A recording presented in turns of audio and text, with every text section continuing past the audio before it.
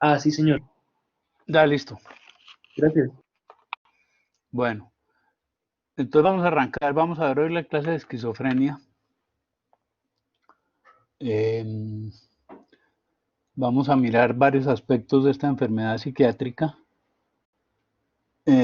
haciendo un énfasis, como siempre lo hago yo en las clases que tengo con ustedes, los de séptimo semestre, sobre todo en las características clínicas para que aprendan, digamos, a identificar la enfermedad cuando la vean.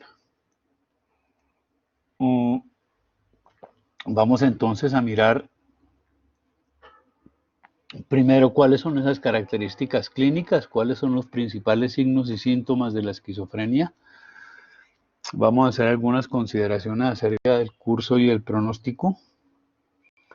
Mirar algo sobre los subtipos de esquizofrenia. Algunos datos epidemiológicos sobre las causas posibles que tiene esta enfermedad.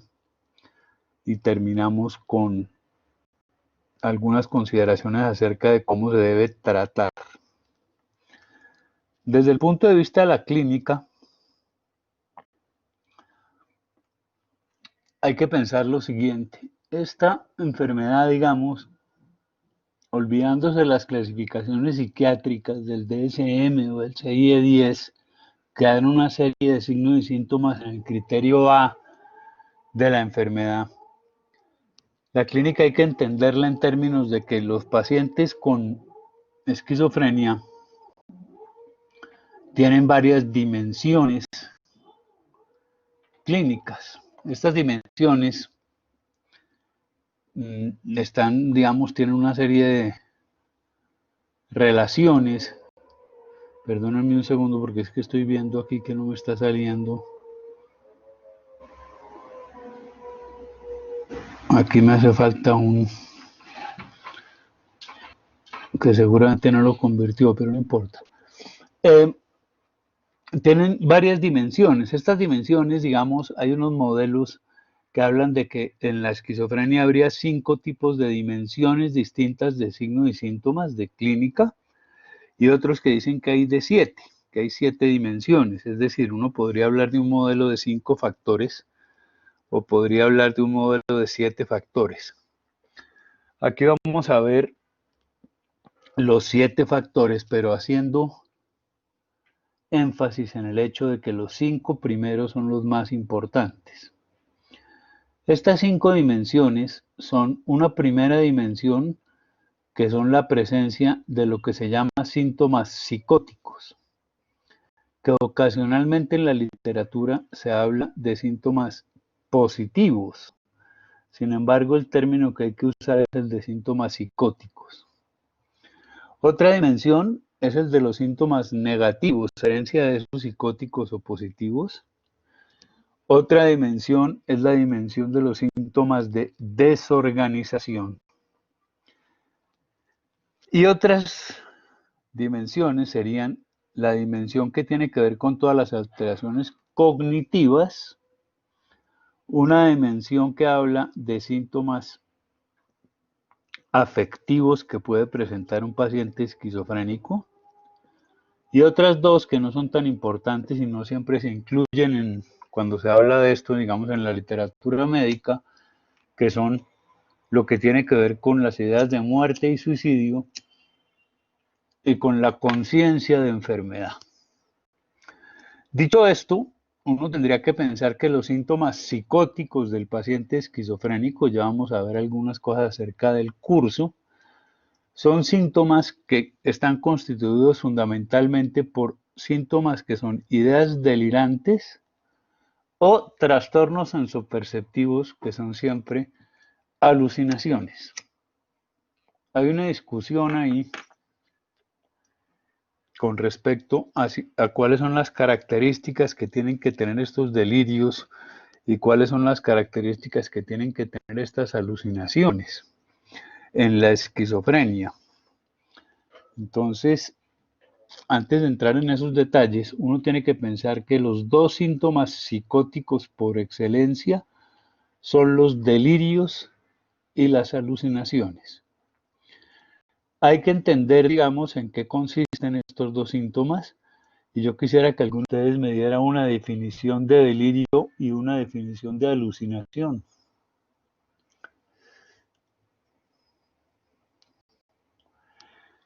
¿Qué es un delirio?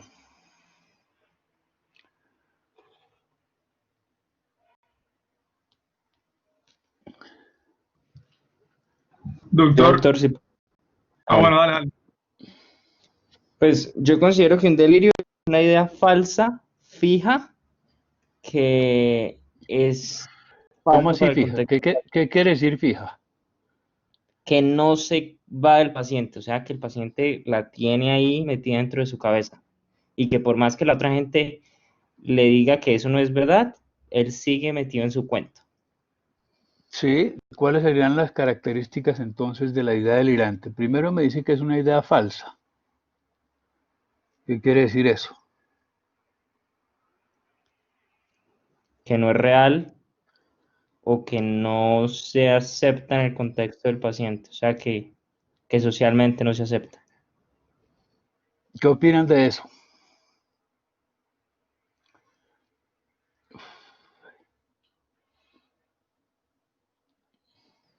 Pues no sabría si sea más como que no es probable, o sea, no se puede probar, entonces se considera como falsa. Por ejemplo,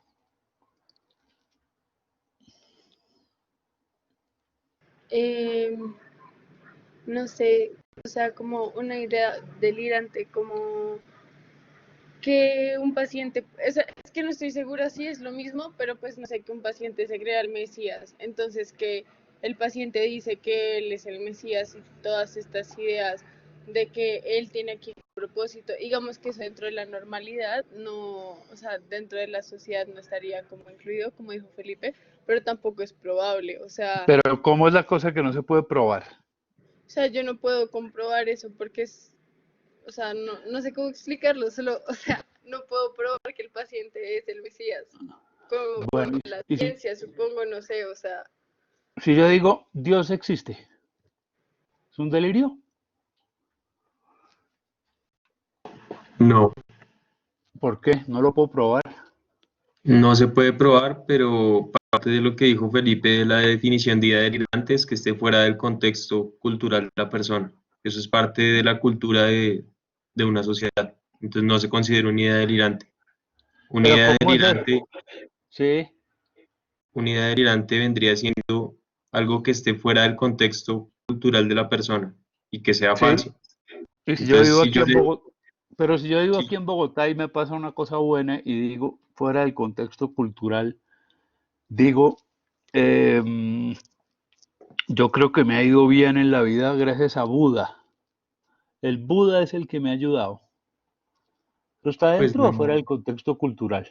yo diría que está dentro de contexto, porque ¿Por pues qué? la religión, o sea, la religión es un contexto cultural de las personas. Entonces la religión, Ajá. o sea, no es que Colombia sea católica, todo el mundo en Colombia sea católico. Si usted es musulmán, pues tiene todo el derecho de decir que le fue bien por Alá. Si usted es budista, pues dice que fue Bueno, por Buda. muy bien, pero entonces digamos para que no nos compliquemos, uno tiene que pensar primero que no tiene nada que ver con la capacidad de que pueda ser probado o no, porque habría cosas que no pueden ser probadas que no serían delirios, ¿cierto? Con respecto a lo que estaban diciendo antes, no que sea comprobable. Eso no sería una característica de la idea delirante.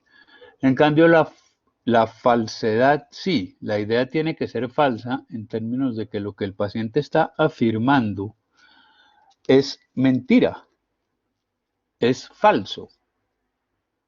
¿Me explico? Esa sería, digamos, como la característica central y fundamental. Apartándonos de la idea delirante de tipo religioso o místico, que tiene una serie de dificultades, digamos, en su definición, pensemos en otros temas delirantes. ¿Qué otros temas delirantes hay? Pues hay varios tipos de delirio. Está pues el delirio erotomaníaco, el delirio de grandeza, ¿Cuáles son los más frecuentes? persecutorios. Los persecutorios, por ejemplo. Pensemos en un delirio de tipo persecutorio. La falsedad de la persecución tiene que ser un hecho para que la idea sea considerada delirante, ¿no es cierto? Si yo digo que me está persiguiendo el FBI, pues para que sea un delirio tiene que ser absolutamente comprobado y cierto que no me está persiguiendo el FBI, ¿no es cierto? Entonces esa es la primera característica, la falsedad. ¿Qué otras características tendría?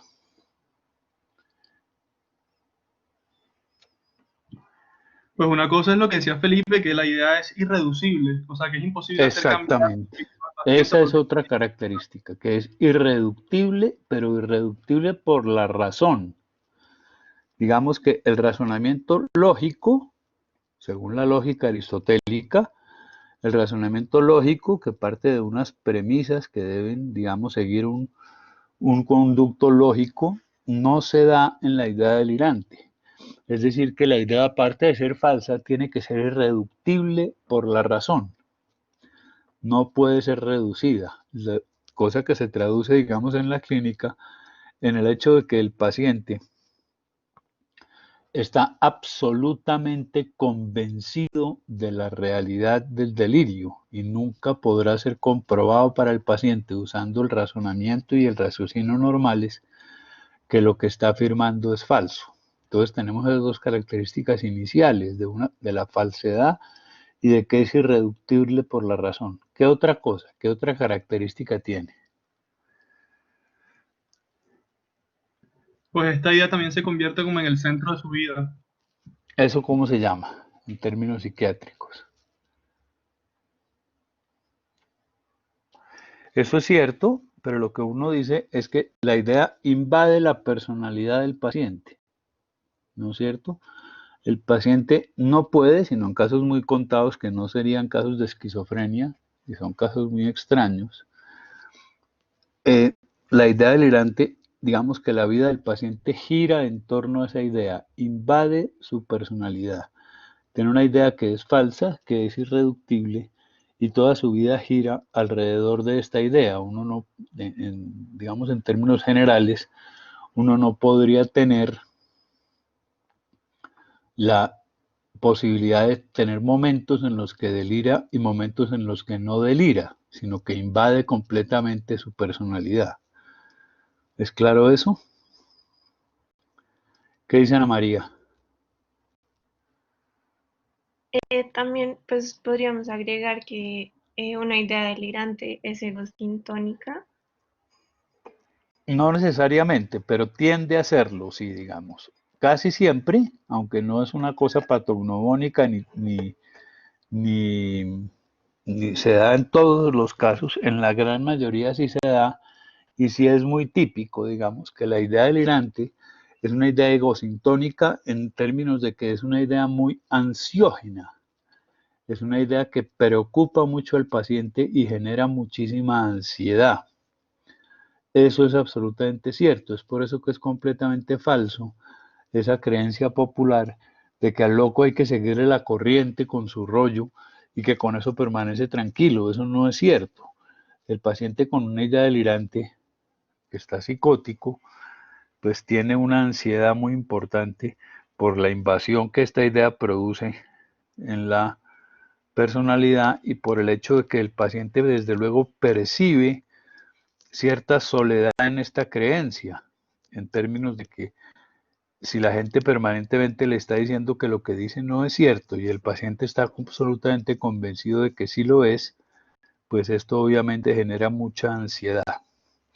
Uno puede decir que esas son las características fundamentales de una idea delirante, pero fíjense que lo que estamos hablando es que esos delirios son el, uno de los dos síntomas cardinales y fundamentales de la dimensión de los síntomas psicóticos que hay en la esquizofrenia. ¿Y qué es una alucinación?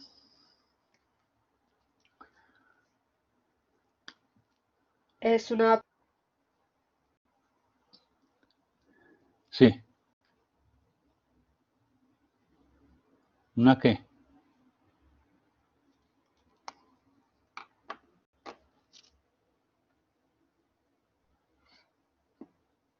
¿Qué pasa, Juliana? Es una percepción sin objeto y pues la proyección, digamos que se ubica como, o pues está como externa pues al sujeto. O sea, digamos, ¿sí? ¿Cómo externa?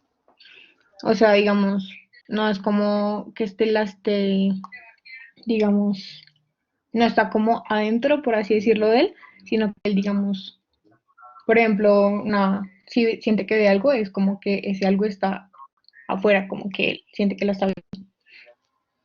No, no Sin embargo, necesariamente, no está ahí. digamos. La percepción puede provenir del propio interior de la persona, pero la otra parte que dijiste sí es cierta. ¿Qué quiere decir que es una percepción sin objeto? Que percibe estímulos que no, pues, que no existen, que no están.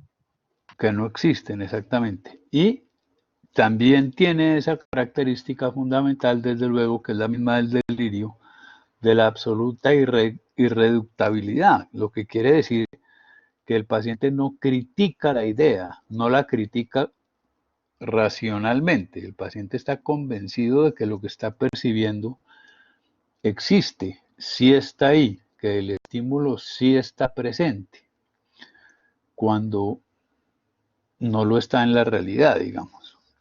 ¿Cómo clasificaría uno las alucinaciones? Dependiendo del sentido afectado, ¿no? Pues como si es visual, auditiva. Primero, por un lado, sí, tendría uno que decir cuál órgano de los sentidos es el que está viéndose afectado. Y aparte de eso, ¿cómo la tendría que clasificar? Uno tendría que decir, este paciente tiene una alucinación visual, digamos, una alucinación auditiva o alucinaciones gustativas, etcétera. Pero además de eso tendría que ponerle un apellido, alucinaciones visuales que pueden ser qué o qué. Simples o complejas. ¿Cómo es ese rollo? ¿Cuál es la diferencia? Es cierto, son simples o complejas, que es lo mismo que decir no estructuradas, que serían las simples, o estructuradas, que son las complejas. ¿Cuál es la diferencia entre una alucinación estructurada o no estructurada, entre una alucinación compleja o una alucinación simple?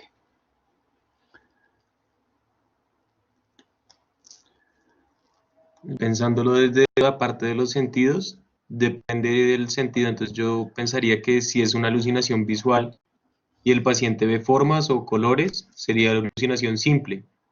Si ya ¿Por ve, qué? Pero si ¿cómo ya ve así? una ¿Por persona qué? que está estructurando algo, o sea, no está estructurando nada. En cambio, si ve una persona, ya hay una estructura. Y si fuera auditiva, Sí, sería diferente que escuchara ruidos a que escuchara palabras. Las palabras ya me harían sí, pensar que es algo estructurado. sí, digamos que eso estaría, eh, pues es cierto, pero hay que pensarlo en términos teóricos, que lo que es estructurado o no es estructurado es el estímulo, digámoslo, eso en psicología general, no en psiquiatría ni en esquizofrenia, sino en la psicología general, los estímulos que uno puede percibir a través de los órganos de los sentidos, pues son estructurados o no son estructurados. ¿Ustedes han visto las manchas de la famosa prueba de Rorschach? Desde luego que sí. ¿Saben cuáles son esas? Que son unas manchas de tinta, como, como si hubieran doblado un papel y después lo abren. Son unas manchas simétricas. ¿Las conocen? ¿Saben de qué les estoy hablando? Sí, No, doctor. es que no tengo una imagen acá. Ese es el prototipo del estímulo no estructurado, en términos de que son estímulos que no constituyen una estructura en la cual todos los que la percibiríamos o la percibimos estamos de acuerdo. Entonces, en una mancha de Rorschach, clásicamente en la primera mancha de Rorschach que le muestran a los pacientes cuando le hacen esta prueba, hay gente que dice que ve un murciélago, hay gente que ve dos personas que están una enfrente a la otra como en un espejo, hay gente que dice que ve una mariposa, etcétera, porque el estímulo no es estructurado, sino que uno percibe, digamos, lo que inconscientemente quiere percibir. Si yo les muestro un estímulo estructurado, como por ejemplo cualquier objeto que tengan ustedes enfrente, un lápiz, para poner un ejemplo, todos los perceptores de ese estímulo van a estar de acuerdo en que se trata de un lápiz, lo que da estructura del estímulo. Entonces uno tendría que clasificar las alucinaciones en términos de que las alucinaciones son bien sea visuales, auditivas, táctiles, gustativas, olfatorias, y además si son estructuradas y no estructuradas. Y esto, la importancia que tiene desde el punto de vista semiológico en la esquizofrenia es que lo que uno ve en la esquizofrenia tiende a ver más que lo otro, es que las alucinaciones de los pacientes son alucinaciones estructuradas, alucinaciones complejas. Las alucinaciones simples hacen dudar del diagnóstico de esquizofrenia, aunque pueden estar presentes, pero para eso es que le sirve a uno saber todo esto que estamos hablando, porque los pacientes esquizofrénicos tienden a tener alucinaciones que son complejas, alucinaciones estructuradas.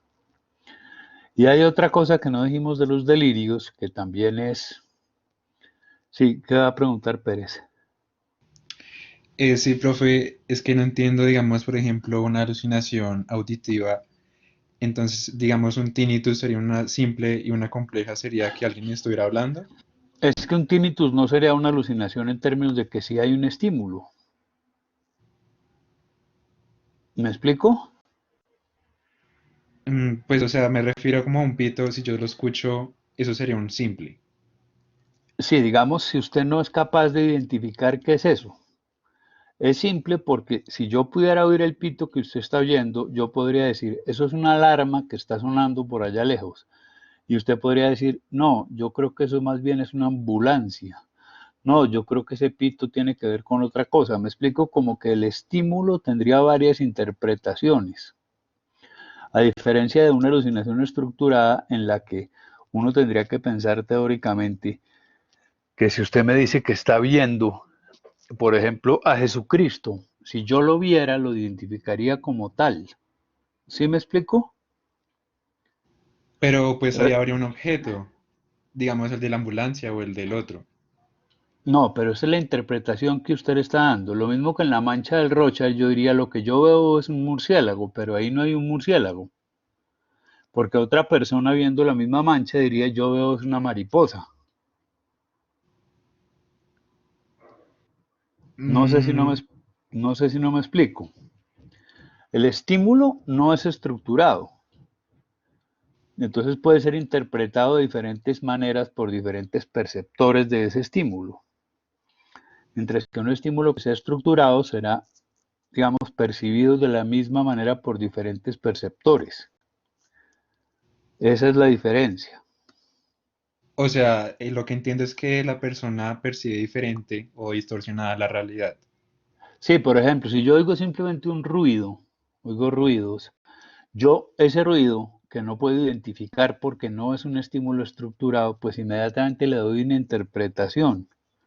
Entonces, si yo oigo un ruido, cualquiera, por ejemplo, un ruido que sea, digamos, un golpeteo, ¿cierto? Yo puedo decir, eso es una persona dando pasos. Otra persona que oiga ese mismo estímulo podría decir, no, ese es un pájaro que le está dando con el pico a la ventana. No, ese es el viento que está haciendo no sé qué. ¿Sí me explico? Porque el estímulo no es estructurado. Y si uno ve un estímulo estructurado, todos los perceptores dirían lo mismo. Pero lo que es importante aquí, digamos, es tener en cuenta que las alucinaciones como síntoma psicótico, de la dimensión de los síntomas psicóticos de la esquizofrenia, en la esquizofrenia las alucinaciones tienden a ser estructuradas. Y además, las más frecuentes son las alucinaciones auditivas. Después siguen las alucinaciones visuales. Las otras alucinaciones de otros sentidos, como las gustativas, las olfatorias, las táctiles, son muchísimo menos frecuentes. Entonces, si uno piensa en eso, está diciendo que en la esquizofrenia las alucinaciones más frecuentes son alucinaciones auditivas, después las visuales, y que en la esquizofrenia lo más frecuente es que las alucinaciones sean estructuradas, complejas, más frecuentemente que alucinaciones simples, que no se ven con tanta frecuencia en la esquizofrenia. ¿Qué dice Laura Camila? Hola, doctor. No, era una pregunta más relacionada como en los niños. Entonces, entiendo que hay niños que pueden tener como amigos imaginarios, pero como Sí, distingo como, y bueno, y que eso a veces es normal, pero ¿cómo distingo de un niño que tiene esquizofrenia de un niño que tiene simplemente un amigo por imaginario? muchos otros síntomas, porque no lo podrías identificar únicamente a través de si está alucinando o no. La alucinación sola no quiere decir nada. Tendría que ser parte de la alucinación de las otras dimensiones. Es decir, para uno tener esquizofrenia, tiene que tener esos síntomas psicóticos, pero también tiene que tener síntomas negativos, síntomas de desorganización, síntomas cognitivos, también los tiene que tener. Estamos mirando solamente los síntomas psicóticos, pero la presencia solamente de síntomas psicóticos no haría el diagnóstico. Entonces, si un niño tiene solamente una idea, que uno duda si es una idea delirante o no, está solamente diciendo eso. ¿Tendrá un delirio o no tendrá un delirio? No estaría diciendo será una esquizofrenia o no será una esquizofrenia, porque si no tiene las otras dimensiones, los otros síntomas, los negativos, los de desorganización, etcétera, pues no tiene esquizofrenia. ¿De acuerdo? Sí, gracias, doctor. María Alejandra. Doctor, yo tengo una pregunta que se sale un poco del tema y es, en teoría, ¿uno ¿Es de podría fútbol o qué? alucinar cuando está soñando? No, No, ¿uno podría alucinar cuando está soñando? O sea, no, si yo sueño que alguien me toca la espalda, ¿eso es una alucinación? no. Los sueños, digamos, Porque y igual este es sigue un... siendo una percepción sin objeto. No, eso ya es, digamos, ahí entramos a otro terreno completamente diferente. En términos de aquel delirio y las alucinaciones, exigen como condición sine qua non la presencia de conciencia, de que haya una conciencia que está alerta. En el momento en que la conciencia, desde el punto de vista cuantitativo, desaparece, como sucede cuando uno está dormido en el sueño, ninguna de estas cosas que estamos diciendo aplica. ¿Sí me explico? Entonces, en un sueño, Sí, sí, doctor. uno no es consciente, por ende no está hablando de delirios ni de alucinaciones en ningún momento. Eso ya pasa a un terreno que es bien interesante, que es un terreno filosófico. Desde luego que Freud, al hablar de todo lo psicoanalítico, pues miró con muchísimo detalle los sueños, como decía él, eran la vía regia del inconsciente. Es decir, que si uno quiere saber qué es lo que sucede en el inconsciente, pues hay que mirar los sueños del paciente, en donde el mecanismo de defensa de la represión, que reprime todas las cosas de la conciencia hacia el inconsciente, porque son dolorosas o molestas o avergonzantes para el individuo, pues esa represión se da solamente en el estado de vigilia.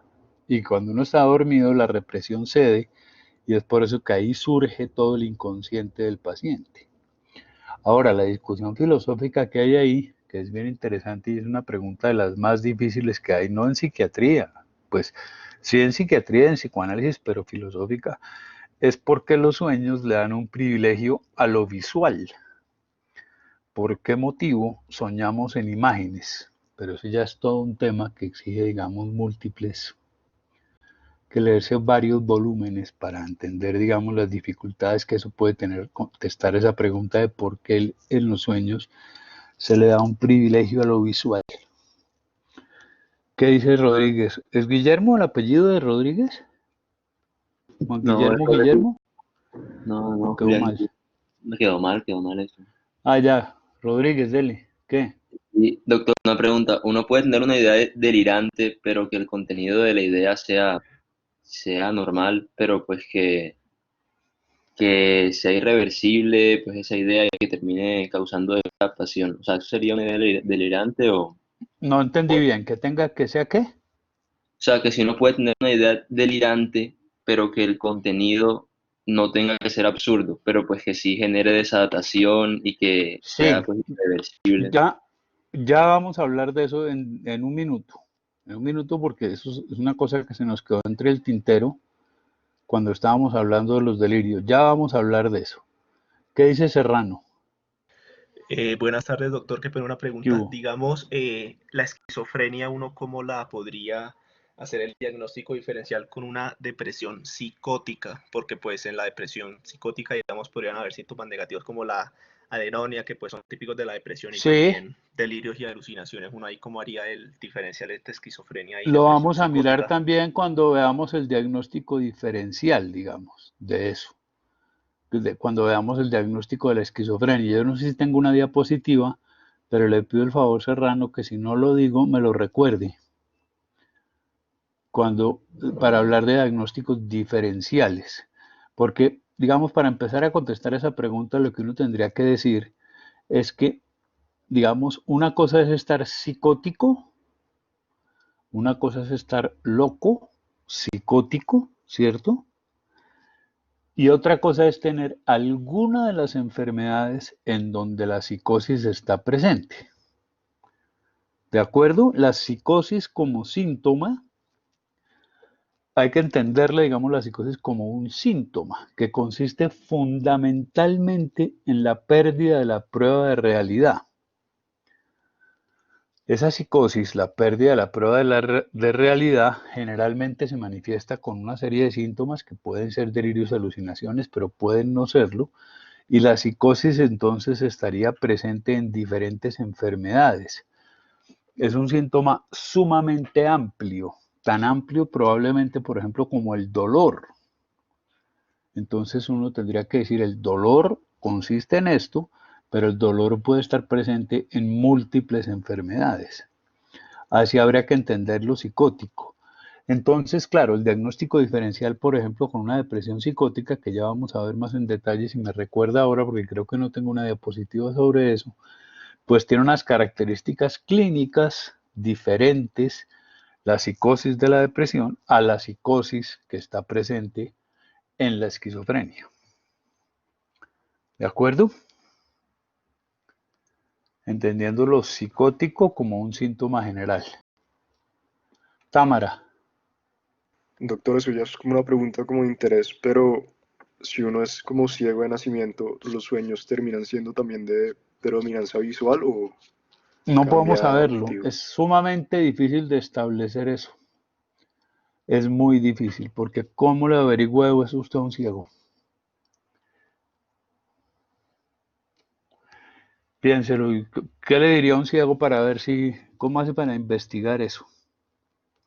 No, pues yo estaba pensando como si le hacen como algún encefalograma o algo así, como para ver si se activan las mismas vías que la gente normal cuando duerme. No, desde el punto de vista neurofisiológico, digamos, lo que termina sucediendo es que no hay una técnica neurofisiológica lo suficientemente, digamos, eh, ¿cuál es la palabra? Digamos, que sea lo suficientemente específica para establecer si el paciente está haciendo, digamos, tiene un privilegio de lo visual ahí, porque si se estimulan las mismas vías visuales del paciente, el paciente vería cuando está en vigilia. Entonces es sumamente difícil de establecer. Esa es una pregunta, digamos, cuya respuesta es bien difícil. Hay mucha literatura sobre eso. Si usted busca en cualquier parte, en PubMed, en cualquier parte, puede encontrar muchísima literatura acerca de cómo se hace para saber si un individuo ciego, digamos, cómo sueña un individuo ciego, de qué manera hace eso. Pero uno tendría que pensar inicialmente como premisa que desde luego si no tiene privilegio por lo visual en la vigilia, tampoco lo tendría en el sueño. Pero habría que verlo, eso es una, digamos, sí, es una curiosidad ahí. Volvamos entonces a lo que estábamos hablando con respecto al delirio, a los delirios, porque también habría una subclasificación de los delirios que va más allá de decir solamente el tema delirante. Claro, si un paciente tiene una idea delirante que cumple con esas características que estamos diciendo, así como en las alucinaciones uno dice cuál es el sentido que está alterado, en los delirios uno tendría que decir el tema. Es un delirio de tipo persecutorio, es un delirio de tipo celotípico, es un delirio de grandeza, es un delirio de tipo erotomaníaco, es un delirio depresivo, es un delirio hipocondríaco, etc. Pero además de eso tendría que ponerle otro apellido que tiene que ver con la pregunta que creo que me hizo Támara, no estoy seguro si fue Támara, con respecto a si uno puede tener un delirio que pueda pasar o no en la realidad. Y es que uno debe decir, además del tema delirante, si el delirio es extravagante o no es extravagante, que es algo que en inglés la gente dice, los gringos hablan de bizarro o no bizarro, pero eso en español no debe decirse, sino uno debería decir si los delirios son extravagantes o no extravagantes. Y la importancia que tiene esto es la misma de las alucinaciones complejas o simples, que en la esquizofrenia, que digamos que la presencia de un delirio de características extravagantes hace pensar en esquizofrenia, más que un delirio que no sea extravagante. Los delirios extravagantes son muy típicos de la esquizofrenia. La esquizofrenia no tiene ningún síntoma patognomónico, pero los delirios en la esquizofrenia con frecuencia son extravagantes. ¿Cuál es la diferencia entre un delirio extravagante y uno no extravagante entonces? ¿Qué opinan? Digamos que el extravagante es algo que no podría pasar. O sea, por ejemplo, si una persona que, yo no sé, de pronto trabaja en política o algo así y dice, no, es que a mí me está persiguiendo, yo qué sé, la fiscalía, digamos que aunque sea falsa la idea, es posible que ocurra. Pero si esa Sí, persona dice, no, es que me está persiguiendo un marciano, pues eso sí, no, sí sería extravagante porque pues no es posible, ¿no? esa es la diferencia, exactamente. Digamos que un delirio no extravagante es un delirio que, desde luego, para ser un delirio tiene que ser una idea falsa, irreductible, que invade la personalidad, etcétera, pero que podría pasar en la realidad. Mientras que un delirio extravagante no podría pasar en la realidad. Si yo les digo, ahorita yo estoy sentado en mi casa, en mi escritorio, con el computador enfrente, y yo les digo, ¿saben quién está debajo de mi escritorio en este momento allá acurrucado, todo deprimido y triste? Messi. Ahí está Messi. ¿Ese es un delirio extravagante o no extravagante? No extravagante, ¿Qué? no extravagante, ¿Por qué? porque pues él podría ir a su casa y meterse ahí. Podría estar ahí, ¿no es cierto? En la realidad. Ahora, es una cosa muy loca decir eso y es falsa, desde luego, y yo no estaría diciendo, desde luego, habría invadido mi personalidad por completo si yo estuviera convencido de eso. Yo no estaría aquí dándoles clase, sino seguramente preguntándole a qué equipo se va a ir. Eh, pero claro, ese sería un delirio que no es extravagante. Otra cosa es que yo diga cosas que no podrían suceder en la realidad. Usted pone el ejemplo del marciano, pero son ese tipo de cosas. Claro, los pacientes dicen, por ejemplo, que están siendo controlados por un microchip que le pusieron en una muela, etcétera. Y uno tendría que, digamos, establecer entonces, además del tema delirante, si el delirio es extravagante o no extravagante. Pero insisto, la importancia que tiene esto es el hecho de que en los delirios, en la esquizofrenia, los delirios tienden a ser extravagantes y las alucinaciones tienden a ser complejas. No siempre, pero eso hace que sean mucho más, eh, digamos, que apunte en esa dirección. ¿Qué dice Ángela Gabriela Rincón? Doctor, tengo una pregunta. ¿El delirio extravagante es el mismo parafrénico o hay una diferencia? No, hay una diferencia. El término parafrenia ya no se usa. Se usaba anteriormente, es un término, digamos, que se usaba a principios del siglo XX, hace ya 100 años, no más, y es un término que ya no se usa. Términos de que las clasificaciones de los síntomas psiquiátricos, pues en todos estos últimos 100 y pico de años han cambiado mucho, y los delirios parafrénicos eran unos delirios muy sistematizados, es decir, delirios que parecían que estaban muy bien estructurados alrededor de todo un tema y que tendían a ser unos delirios que se llaman en cuña, como encapsulados, que no alteran de manera importante la personalidad del paciente y que no solamente son percibidos por los observadores si se toca ese tema. Eso ahora se llama trastorno delirante. Es, digamos, otra presencia de psicosis, de delirios, en los que pues no estamos hablando de esquizofrenia. No todos los delirios quiere decir que el paciente tenga esquizofrenia. Para el otro lado sí es cierto. Los pacientes esquizofrénicos sí tienden a tener delirios. Así lo mismo como por ejemplo lo que estábamos hablando de la depresión. La psicosis puede estar en la depresión, en una depresión psicótica, pero el hecho de que el paciente esté psicótico no quiere decir que tenga esquizofrenia.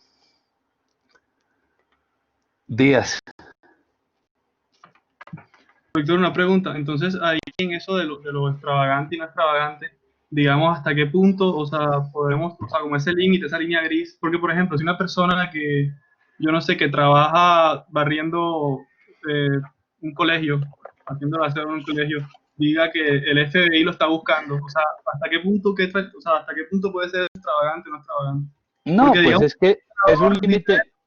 No, sí, entiendo su pregunta, pero ese es un límite completamente arbitrario. Si me entiendes, un límite al que un consenso de expertos llega en términos de decir que, claro, uno diría, para ese paciente, ese tipo de paciente, pues en su contexto cultural y eso, uno podría decir que eso es extravagante.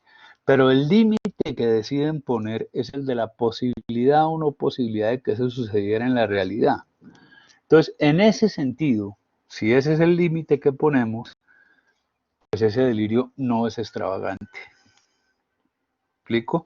De hecho, los delirios, típicamente, digamos, la psicosis, pues está muy influida por el contexto cultural de los pacientes. En nuestro medio, por ejemplo, en que hay un nivel, digamos, de ignorancia y de educación en un porcentaje muy importante de la población, unido, esto lo pongo como un ejemplo nada más, a unas ideas religiosas que están muy metidas alrededor de toda la religión judío-cristiana. La gente cuando delira, pues los temas delirantes tienen con mucha frecuencia que ver con ese contexto, con el contexto cultural. Cuando una persona hace un delirio místico, religioso en nuestro medio, pues se cree Jesucristo, nadie se cree Buda, ¿no es cierto? Pero si usted va, o se cree Simón Bolívar, pero si usted se va a París, pues nadie se cree Simón Bolívar, sino todo el mundo se cree Napoleón, ¿cierto? Porque el contexto cultural, pues, influencia porque el delirio surge, desde luego, de su propia mente, de lo que usted sabe y de lo que usted conoce. Entonces, en ese sentido, pues, uno no es, digamos, no es frecuente que en nuestro medio un barrendero de colegio piense que lo está persiguiendo el FBI. Lo que va a decir es que lo está persiguiendo la guerrilla, ¿cierto?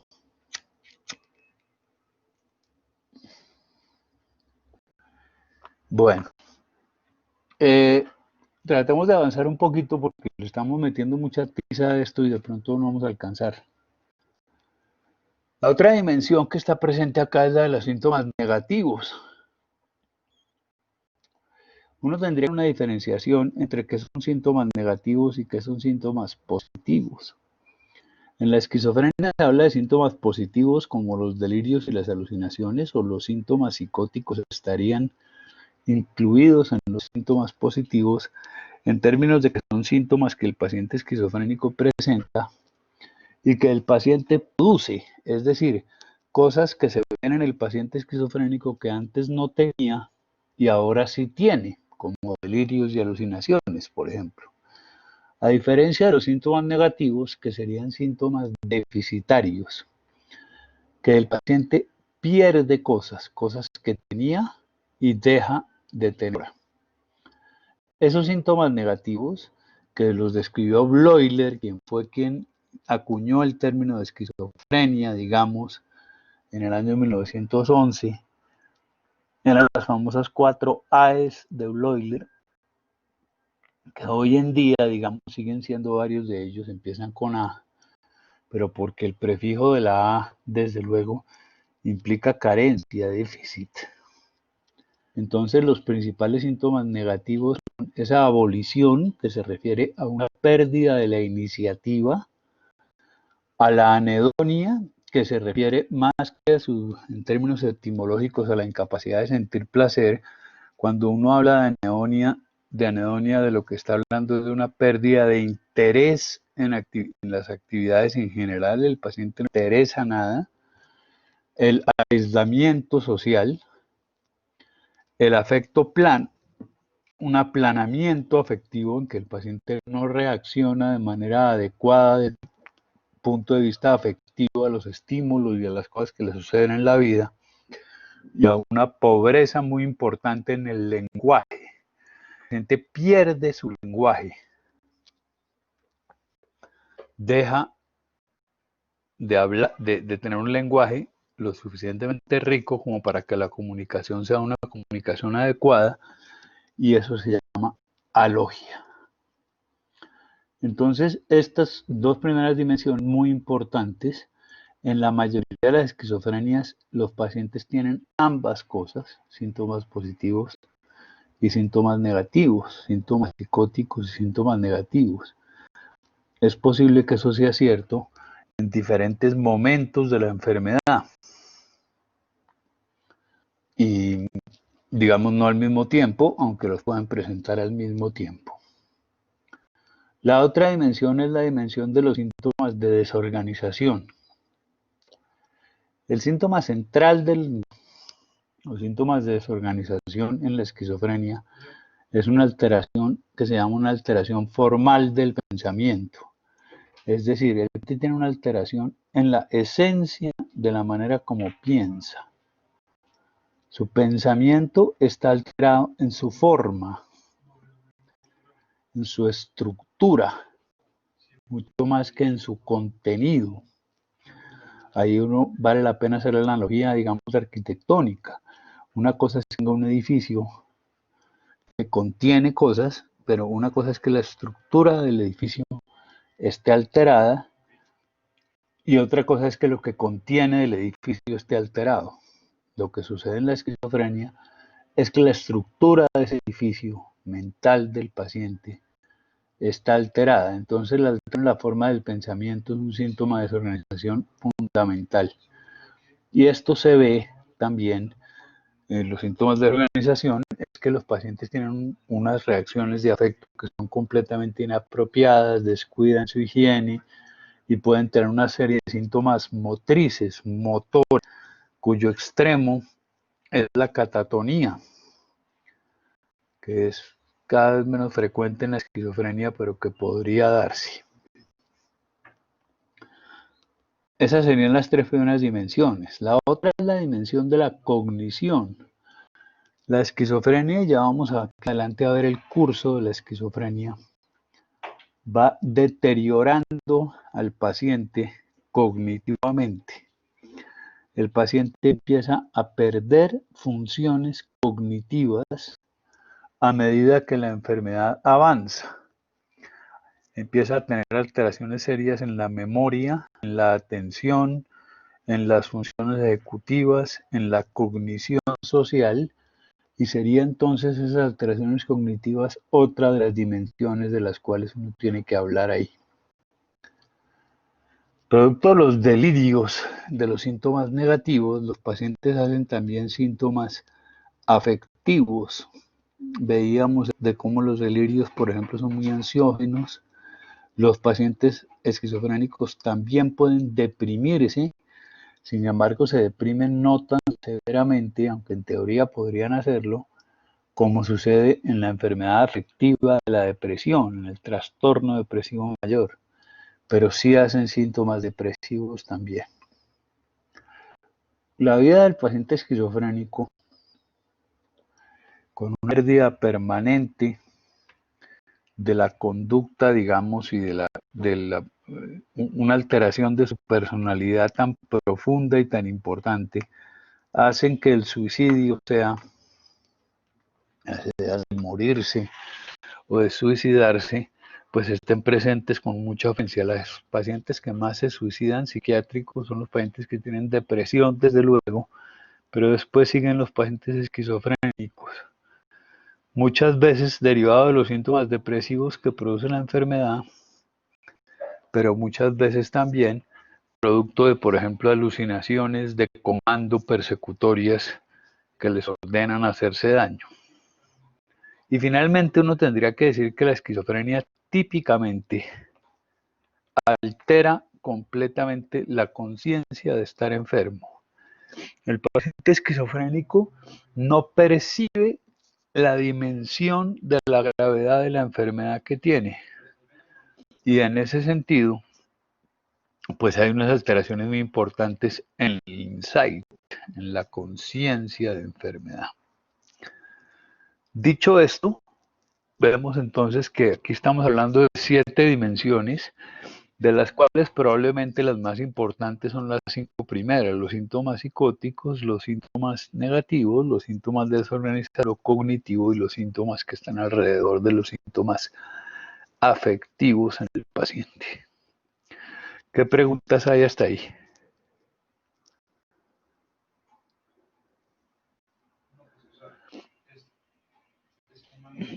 Bueno, aquí no sé por qué no me sale. ¿Qué pasa, Rodríguez? Doctor, yo alguna vez escuché que había algo que se llamaba delirio primario y otra cosa que era delirio secundario. ¿Eso qué es? Sí, eso quiere decir, digamos, que fundamentalmente los delirios pueden dividirse, puede uno hacer esa división, pero no es una división clínica en términos de los términos en que estábamos hablando, sino que habría enfermedades cuyo síntoma fundamental es el delirio. La esquizofrenia es una de ellas. Sus síntomas fundamentales, y por eso está en una de las dimensiones, son los delirios. Es decir, el delirio es inherente a la enfermedad. Mientras que un delirio secundario se referiría a que la enfermedad, a que el paciente tiene una enfermedad que normalmente no produce delirios, pero que puede llegar a producirlos. Volviendo al tema de la depresión psicótica, ese sería el típico delirio secundario. El paciente hace un delirio secundario al hecho de que tiene una depresión. No tiene un delirio como cosa inherente a la enfermedad. Otro ejemplo de delirio secundario sería, por ejemplo, los delirios que pueden presentarse en los pacientes que consumen sustancias. Un consumidor de sustancias puede no tener psicosis, ideas delirantes, pero también puede tenerlas. Pero si el diagnóstico fundamental es el consumo de las sustancias, pues el delirio es secundario a este consumo. Esa es la diferencia. ¿De acuerdo? Listo, listo. Aquí hay un diagrama que no sé por qué no me salió. Esto lo tiene que convertir, pero bueno, no importa. Pasemos entonces a hablar de algunas otras cosas en general. Se habla entonces de 2 tipos de esquizofrenia, o se hablaba, porque esto es una idea que ha ido cambiando a través del tiempo, pero es útil. Uno habla de esquizofrenia tipo 1 o tipo 2. Ese 2, no sé por qué se me fue en esa diapositiva equivocado, eso siempre se escribe en romanos, en números romanos. El tipo 1 y el tipo 2. La esquizofrenia de tipo 1, esto lo describió un doctor que se apellidó Crowe en el año 1980, muy importante, en términos de que es una clasificación que sobre todo se refiere al pronóstico de la enfermedad.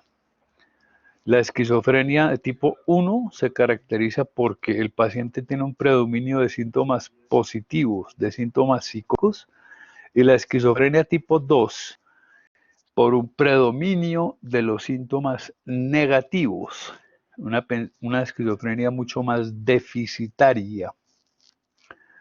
Esto tiene relación con varias cosas, pero sobre todo con el pronóstico, en términos, por ejemplo, de que la esquizofrenia tipo 1 tiene mejor pronóstico porque los síntomas psicóticos, los delirios y las alucinaciones, responden mucho mejor a los tratamientos que los síntomas negativos. Entonces, si uno tiene predominio de síntomas positivos, seguramente con el tratamiento le va a ir mejor que si tiene predominio de síntomas negativos, que son los que están presentes en la esquizofrenia tipo 2. Y esto generó que la clasificación del DSM hasta el DSM-4-TR, porque actualmente funcionamos con el DSM-5, hablaba de esos 5 subtipos de esquizofrenia que tienen que ver mucho con la clasificación de Crow. Se hablaba de que el paciente podía tener una esquizofrenia paranoide o desorganizada o catatónica o indiferenciada o una esquizofrenia residual. Ya vamos a ver cuando veamos el curso qué quiere decir la residual. Pero tiene que ver con esto de Crow en términos de que lo que decía el DSM es que la esquizofrenia paranoide es una esquizofrenia de predominio de síntomas positivos, la desorganizada, que antes se llamaba hebefrénica, un predominio de síntomas negativos, la catatónica, un predominio de síntomas motores, la indiferenciada, como su nombre lo dice, no predominaba en ninguno de estos síntomas, sino que había, digamos, un volumen igual de síntomas positivos, negativos o motores, y la esquizofrenia residual, que es una esquizofrenia crónica como atenuada. Sin embargo, hoy en día, las diferencias que hay en esto, digamos, después de usar la clasificación del DSM-4 durante más de 20 años, se ve que no tenían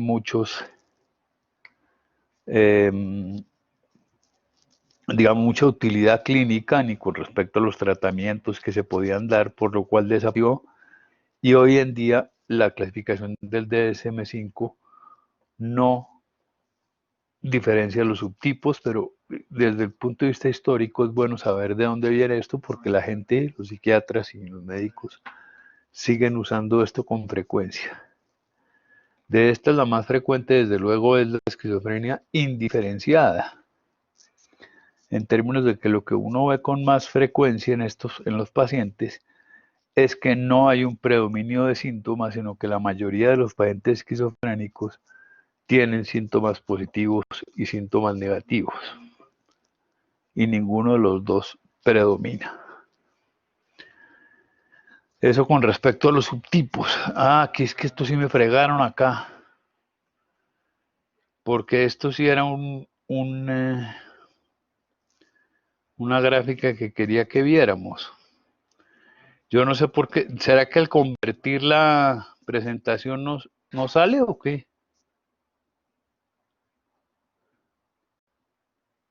Sí, señor, cuando la convierte la presentación no salen, pero si quiere puede compartir pantalla y se ven todas las animaciones. Voy a mirar a ver si está. A ver cómo hago esta vaina.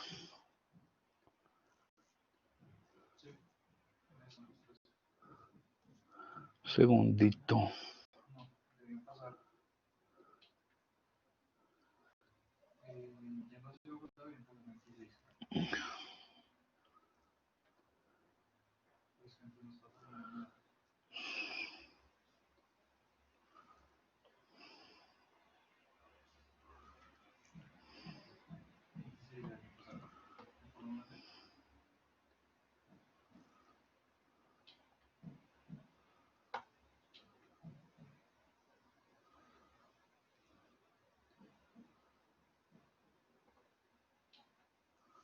¿Cómo comparto la pantalla?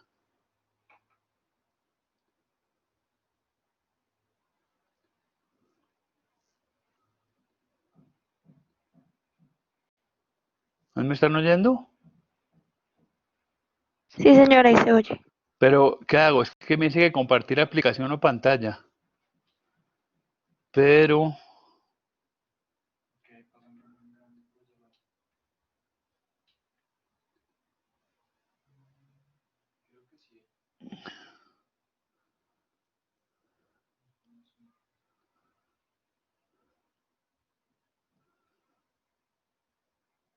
¿No debería verla yo aquí?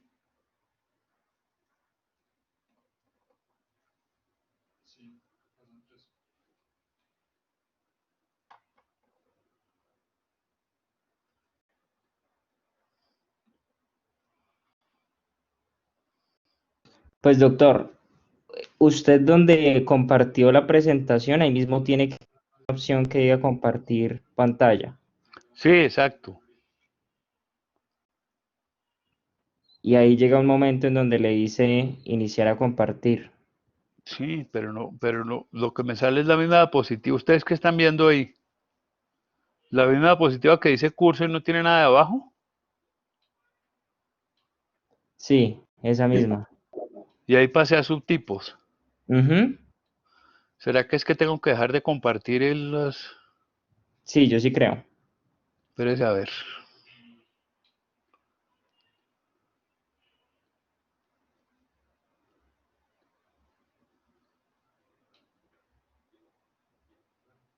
Ahí seguimos viendo la diapositiva. Sí, señor. Sí. No, no fregamos, deje porque aquí yo me voy a echar toda la tarde haciendo esta vaina. Lo que les quería decir con respecto al curso, digamos, de la enfermedad, es que desde luego si uno ve la, eh, la gráfica, pues es más claro, pero lo que sucede normalmente con el curso típico de la esquizofrenia es que el paciente tiene una época en la vida en la que no tiene síntomas, desde luego. La esquizofrenia es una enfermedad que tiende a empezar los síntomas. No se sabe si, digamos, la enfermedad viene desde el nacimiento y ese es todo un rollo, todo un tema, la hipótesis etiológica del neurodesarrollo, que es distinto decir si usted nace con la enfermedad y la enfermedad, digamos, desde un punto de vista genético y la enfermedad se manifiesta solamente a partir de cierta edad. Pero lo que sí es muy claro es que los síntomas tienden a aparecer en la adolescencia tardía o en la vida adulta temprana, alrededor de los 20 años. Entonces un paciente con esquizofrenia no tiene sintomatología, digamos, hasta los 16, 17, 18, 19 años, en donde empieza a presentar los síntomas. Y la esquizofrenia típicamente, el curso de la enfermedad, lo que hace es que el paciente hace primero un periodo que se llama un periodo prodrómico, en el que el paciente empieza a presentar, digamos, una serie de síntomas negativos fundamentalmente, en los que empieza a tener aislamiento social, abolición, anedonia, para hacer después un episodio psicótico, una crisis psicótica, un episodio psicótico en el que son muy evidentes los síntomas positivos, los síntomas psicóticos. Y los síntomas negativos que el paciente venía presentando pueden continuar, o de hecho con mucha frecuencia continúan. Estos episodios psicóticos tienden a ser autolimitados en el tiempo. Si no tienen tratamiento, pues duran, digamos, unas semanas o meses, pero con el tratamiento tienden a ceder con relativa facilidad y el paciente sale del episodio psicótico para volver a un estado que siempre está deteriorado con respecto al estado que tenía antes de tener el episodio psicótico. Entonces ahí empieza, digamos, lo que se llamaría un periodo intercrítico, un periodo entre dos episodios de psicosis. Y esos dos episodios de psicosis, cuando el paciente vuelve a hacer otro, al recuperarse de esa psicosis, queda aún más deteriorado de lo que estuvo antes del episodio anterior. Para continuar, digamos, en ese sentido, haciendo episodios psicóticos. Es el curso natural de la enfermedad, una enfermedad sin tratamiento. Episodios psicóticos que alternan con periodos intercríticos en los cuales el paciente cada vez está más deteriorado. Para después de varios años hacer unos episodios psicóticos muy atenuados en los que no delira o alucina o se pone agresivo o ansioso como lo hacía al principio, sino de manera atenuada, y eso es lo que se llama tener una esquizofrenia residual. Sería una esquizofrenia crónica en la cual el paciente hace unos síntomas atenuados con respecto a los que hacía al principio de la enfermedad. Eso es el curso, digamos, típico de una esquizofrenia. Entonces es distinto si uno ve al paciente esquizofrénico en pleno episodio psicótico o si uno lo ve durante un periodo intercrítico, porque la sintomatología puede variar según esté en un episodio psicótico o según esté en un periodo intercrítico. Desde el punto de vista epidemiológico, ¿alguien me va a preguntar algo? Yo, doctor. Doctor, Sí. una pregunta. En ese periodo intercrítico tiene, o sea, no, bueno, está en psicosis, pero tiene síntomas negativos también, o qué tiene, Y, no de- tiene nada. y sobre todo deterioro cognitivo. Sí, pero ¿qué iba a preguntar? Eso, o sea, que si en el periodo intercrítico, o sea, ¿por qué se caracteriza ese periodo intercrítico? ¿Por más Sí, síntomas negativos o cómo? el paciente persiste en los síntomas negativos, pero digamos sería como que el hecho de haber hecho una psicosis durante un tiempo en el que es muy notorio los síntomas psicóticos, deteriora cognitivamente al paciente. El paciente no vuelve a ser el que era antes. Entonces es una enfermedad altamente debilitante, muy deteriorante en ese sentido, con un pronóstico que tiende a ser en general muy malo. Porque además, como ya vamos a ver en el tratamiento, pues lo que es, digamos, más fácil de tratar son los síntomas psicóticos durante un episodio psicótico de la esquizofrenia, pero mucho más difíciles de tratar. De hecho, muchas veces no hay mayor cosa que hacer con los síntomas negativos o el deterioro cognitivo que el paciente tiene en un periodo intercrítico. Morón. Doctor, que fue una pregunta. Nosotros dijimos que después de varios años ya el paciente hace episodios psicóticos atenuados. ¿Como Sí, cuánto tiempo son varios años? generalmente son años, es que depende como cualquier enfermedad en medicina, digamos, no solamente en psiquiatría. Uno tendría que decir, digamos, que en líneas generales, un paciente después de entre 5 y 7 episodios psicóticos ya es un paciente que tiene un deterioro muy importante. Esa esquizofrenia, la esquizofrenia puede producir esos episodios psicóticos, esos 5 o 7, en un periodo de tiempo relativamente corto, de 5 a 10 años, o los puede producir en 30 años. Pero es interesante ver cómo el diagnóstico de esquizofrenia, que se hace generalmente alrededor de los 20 años, le quita a los pacientes entre 15 y 20 años de vida, por múltiples razones, pero sobre todo porque se asocia con muchísima más frecuencia a enfermedades no psiquiátricas que terminan matando al paciente. Pero en términos de tiempo uno podría decir eso que le estoy diciendo.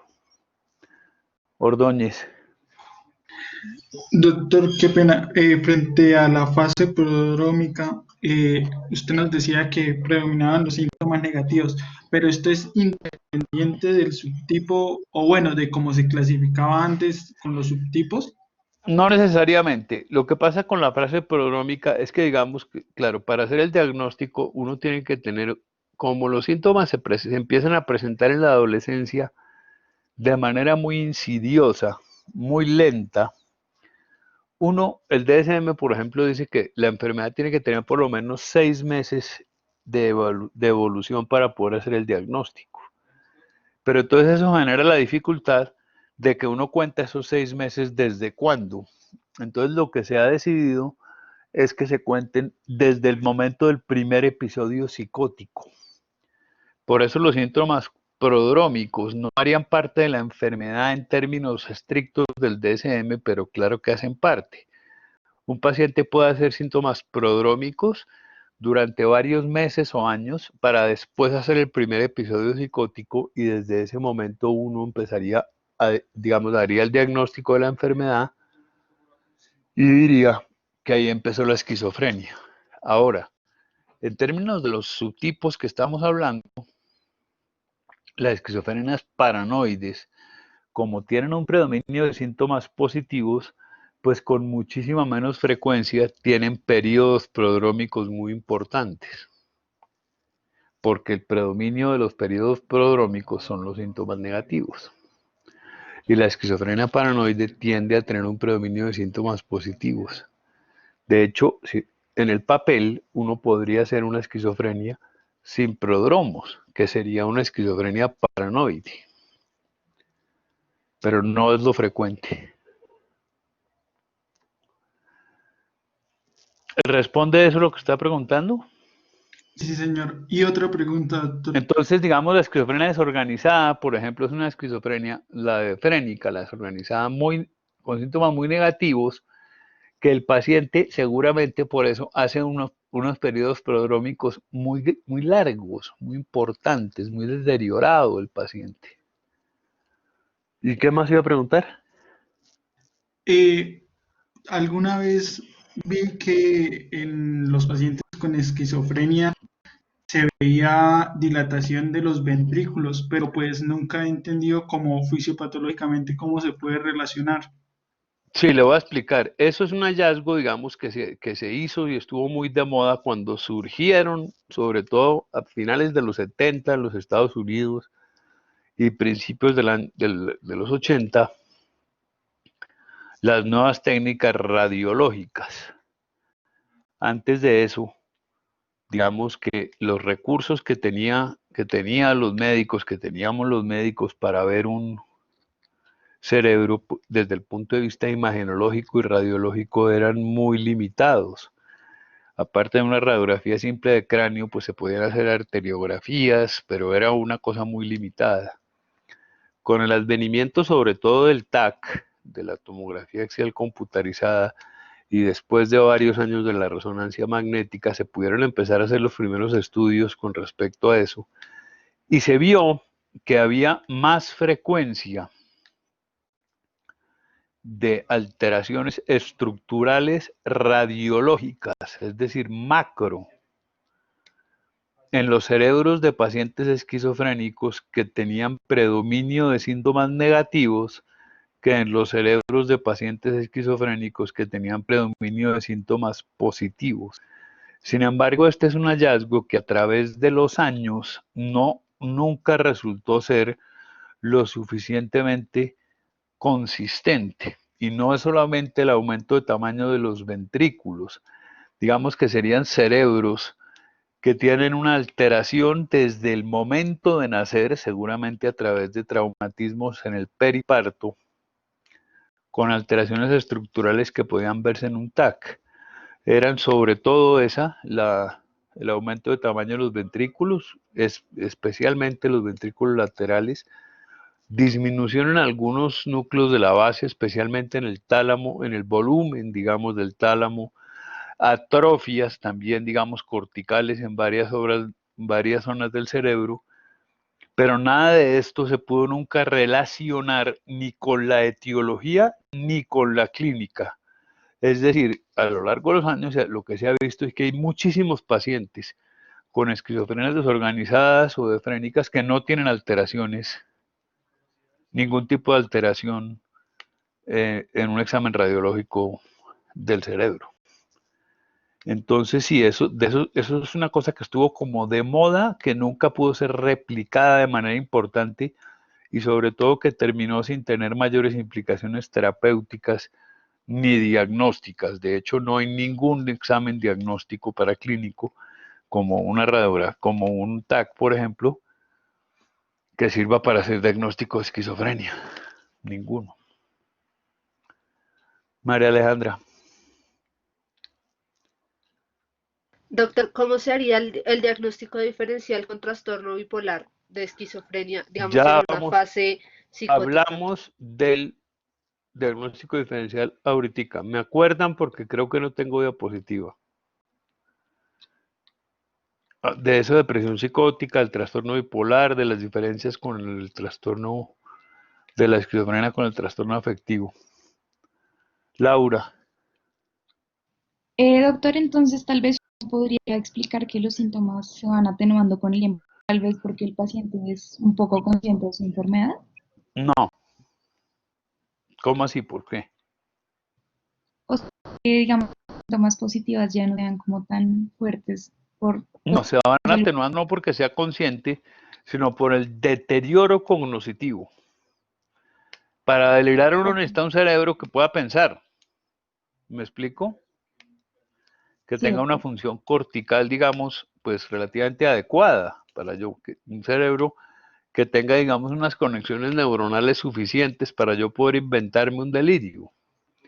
Entonces, el deterioro neurológico que se refleja en la clínica, el deterioro cognitivo, es el que hace que los síntomas se atenúen, pero no la conciencia de enfermedad. El paciente los pacientes no hacen conciencia de enfermedad prácticamente nunca.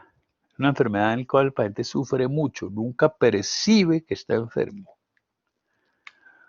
cosa que es muy grave. Es una enfermedad en muchos casos prácticamente catastrófica, una enfermedad, digamos, de un pronóstico pésimo. En muchas ocasiones, en raras ocasiones es de buen pronóstico, con la desgracia infinita de que ese mal pronóstico no mata al paciente. Me lo dicen a usted, el mensaje que está mandando ahí eso es un mensaje sumamente serio y grave, que es, usted tiene una enfermedad muy difícil de tratar, usted tiene 20 años de edad y tiene una enfermedad con la cual no podemos hacer gran cosa y va a vivir 40 años más con eso. Ese es el problema. Desde el punto de vista, ya hablamos del diagnóstico diferencial, pero vamos a ver esto epidemiológico primero. Desde el punto de vista de la prevalencia, aquí hay un dato muy interesante. La esquizofrenia es una enfermedad relativamente frecuente. Los datos de prevalencia de vida están más o menos en todas partes del mundo entre el 0,7 y el 1%.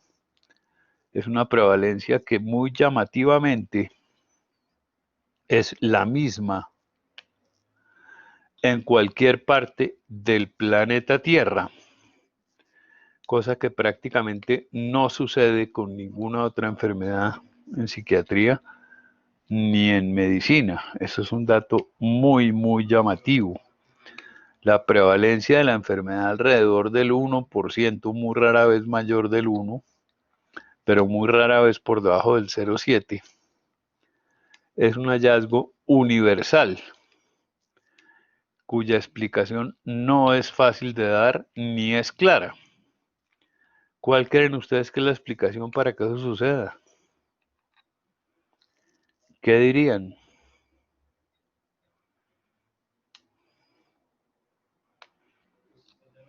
¿Qué hubo?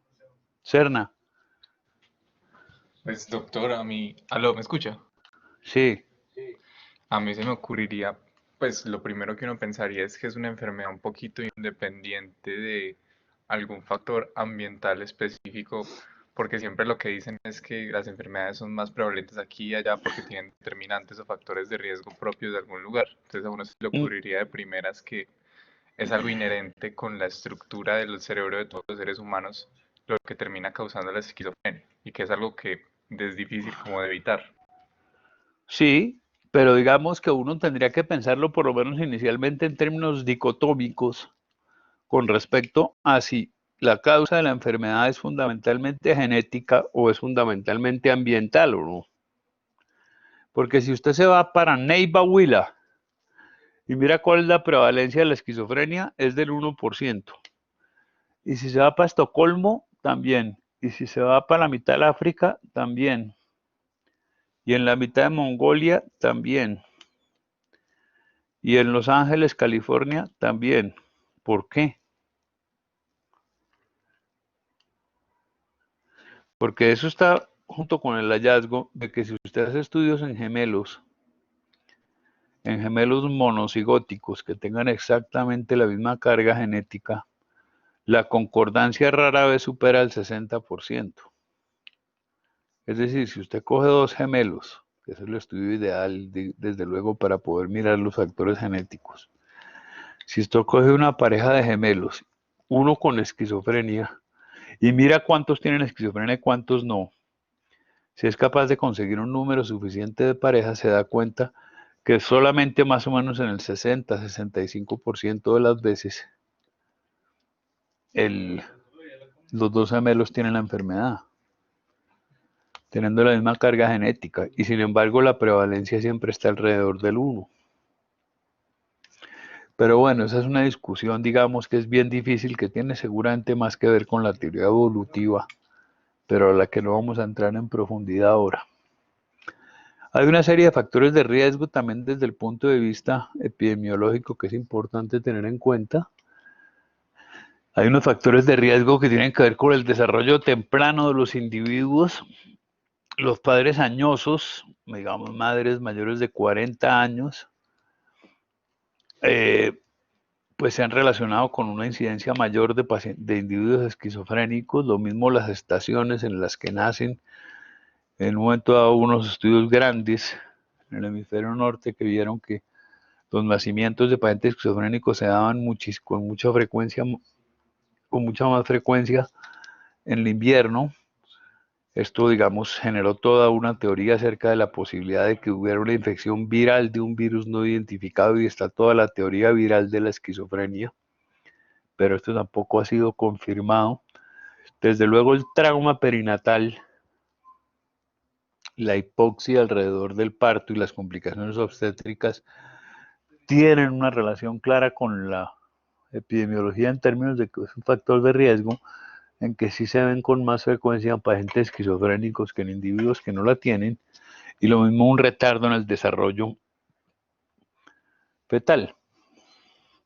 Después de eso, ha habido dos datos muy importantes que se han corroborado en múltiples estudios, y es que la incidencia de esquizofrenia es mucho mayor si la crianza ha sido urbana, a diferencia de la crianza en un ambiente rural.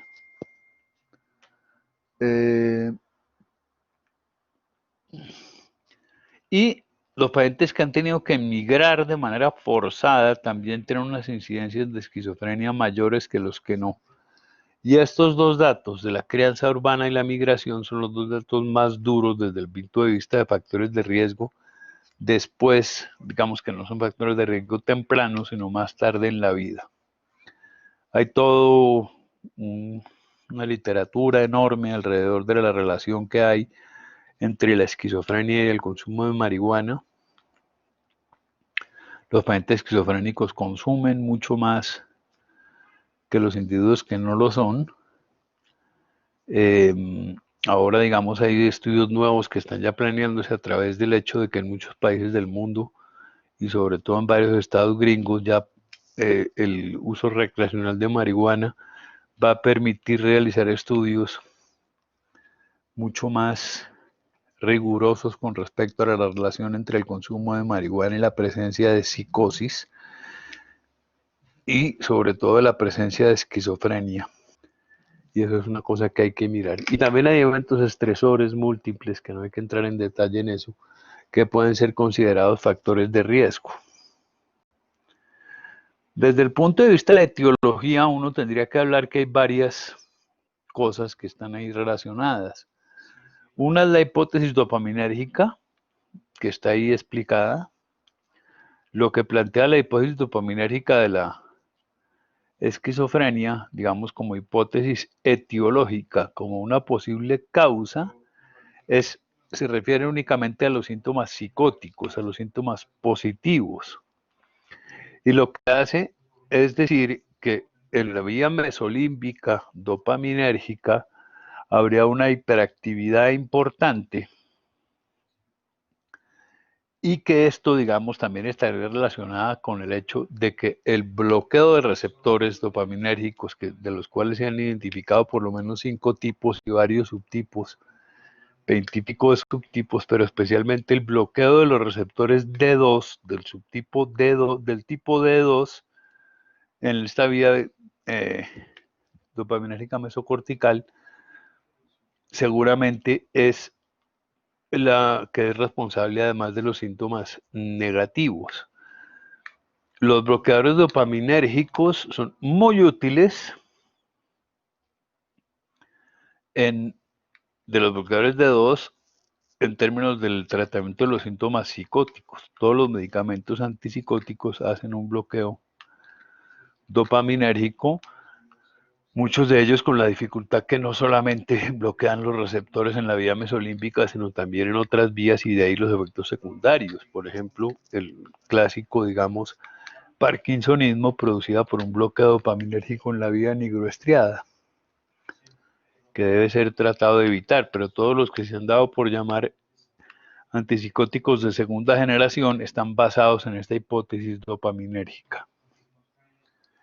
La hipótesis del neurodesarrollo plantea el hecho de que no se sabe, digamos, o por lo menos plantea la hipótesis o trata de responder la pregunta de si la esquizofrenia es una enfermedad congénita, si uno nace con esa enfermedad y la enfermedad se manifiesta solamente después de unos años, o si uno nace con un cerebro normal que por algún tipo de lesión, de injuria en general, después de un tiempo de ser normal, se altera. Lo que se cree, desde luego, con respecto a la hipótesis del neurodesarrollo, es que habría lesiones cerebrales tempranas alrededor del parto, generalmente, o en el embarazo, y esto combinado con una acción genética, pues cuya naturaleza no se ha establecido con claridad, aumenta el riesgo de esquizofrenia.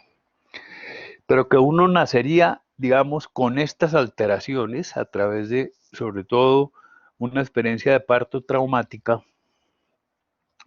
acompañada de unas alteraciones genéticas que solamente en el momento de la poda neuronal y de la maduración neuronal al final de la adolescencia se harían manifiestas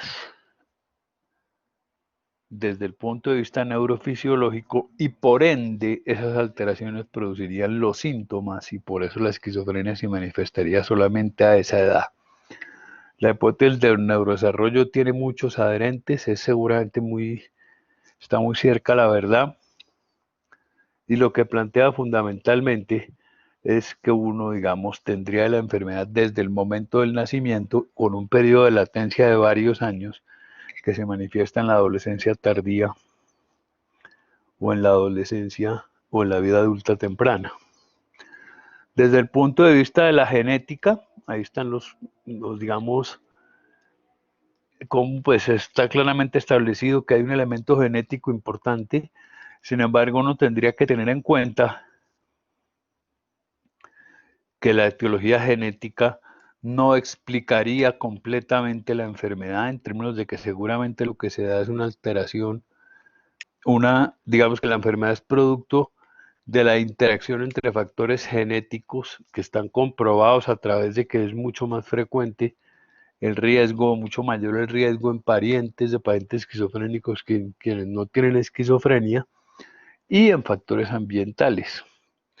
Sería una enfermedad poligénica, indiscutiblemente, bajo ninguna circunstancia una enfermedad que siga los postulados de la genética mendeliana, sino una enfermedad poligénica, y hay toda una discusión acerca de si sería un problema de oligogenia o de poligenia, en términos de si son muy pocos genes que están alterados con unas interacciones importantes, o que hay múltiples genes con alteraciones que al interactuar entre ellos producen la enfermedad.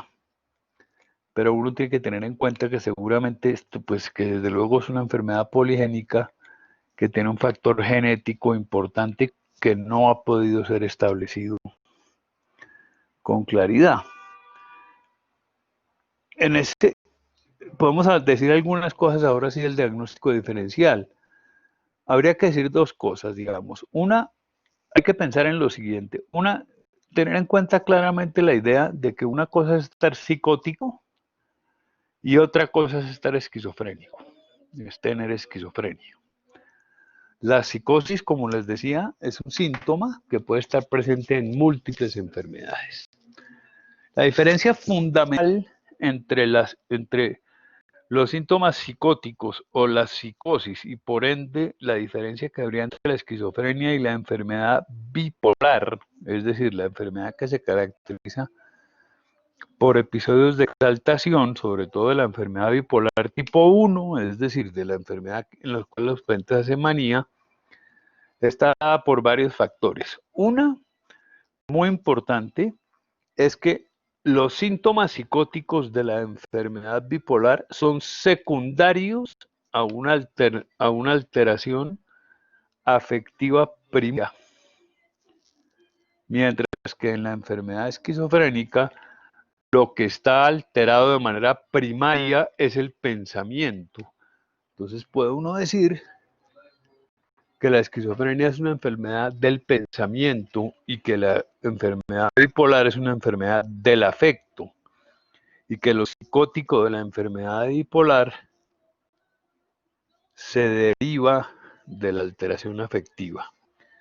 Otra diferencia está por el curso.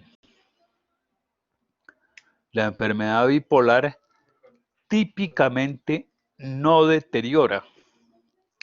Es decir, los pacientes hacen episodios psicóticos de manía en los cuales se exaltan notoriamente, hacen unos síntomas psicóticos que generalmente son delirios con muchísima menos frecuencia de alucinaciones. Es decir, los pacientes con enfermedad bipolar que hacen manías generalmente no alucinan, y que cuando salen de estos episodios psicóticos maníacos en la enfermedad bipolar, vuelven a un funcionamiento normal, el mismo que tenían antes de presentar el episodio, a diferencia de lo que sucede en los pacientes que hacen esquizofrenia, que el funcionamiento después de un episodio psicótico está deteriorado, queda deteriorado. Lo mismo, la característica de los síntomas psicóticos de los pacientes esquizofrénicos es mucho más variada que la característica de los síntomas psicóticos de los pacientes maníacos. Los pacientes maníacos, como les digo, alucinan con poca frecuencia, pero además siempre hacen delirios que son congruentes con el afecto. Es decir, un paciente que está exaltado tiende a hacer siempre delirios de grandeza, megalomaníacos, que los llaman también, que están relacionados con afecto exaltado. Esto no sucede en la esquizofrenia. Y esas serían fundamentalmente las diferencias que hay. Desde luego hay otras que pueden llamarse pruebas terapéuticas. Los medicamentos que se llaman han dado por llamarse también moduladores afectivos, que casi todos ellos son también anticomiciales, son medicamentos usados en la epilepsia, anticonvulsivantes, pues tienen una utilidad muy grande en la enfermedad bipolar, incluso en los episodios psicóticos, en términos de que tienen unas propiedades antimaníacas muy importantes, mucho más estabilizadores de membrana y con un mecanismo de acción intracelular mucho más que un mecanismo de acción extracelular de bloqueo de receptores, que son lo que hacen los otros antipsicóticos. Entonces uno podría pensar en términos de esas pruebas terapéuticas que los pacientes que hacen manía responden a los moduladores afectivos y los pacientes que hacen esquizofrenia no responden. Dicho esto, esas son las diferencias y uno generalmente las puede establecer con facilidad, pero habría una serie de casos en los cuales puede suceder como una mezcla de las dos cosas, y por eso se ha planteado desde unos años para acá una cosa muy controvertida, que es la presencia de que pacientes que no tendrían ni esquizofrenia, ni enfermedad afectiva, ni enfermedad bipolar, sino que tendrían lo que ha dado por llamarse trastorno esquizoafectivo. Pero eso es toda una discusión, digamos, de si eso sí existe, serían los tratamientos, que sería como un punto intermedio entre las dos cosas. Y el deterioro es central. La enfermedad bipolar no deteriora, tiende a no deteriorar. La esquizofrenia invariablemente deteriora. Ya le doy la palabra, Serna. Y con respecto a lo que están preguntando de la depresión psicótica, pues la diferencia está en el curso. Los síntomas psicóticos de la depresión psicótica se dan muy tardíamente en un episodio psicótico, es decir, en un episodio depresivo, perdón. Es decir, el paciente que hace una depresión psicótica hace síntomas depresivos clásicos, típicos, durante un tiempo prolongado, y si esa depresión se hace muy severa después de varios meses o semanas o meses generalmente, la depresión es tan severa que puede producir unos síntomas psicóticos que en el 99.9% de los casos son síntomas congruentes con ese efecto depresivo, hacen delirios nihilistas, ideas delirantes de ruina, ideas de muerte, pero tendría que ver con el curso. Entonces la psicosis que uno en una depresión es muy distinta a la de la esquizofrenia en términos de que lo que uno ve ahí es esa diferencia. Es que el paciente con depresión psicótica ha estado deprimido mucho tiempo sin tener psicosis, para hacer psicosis solamente cuando termina, cuando está severamente deprimido. ¿Qué dice Serna?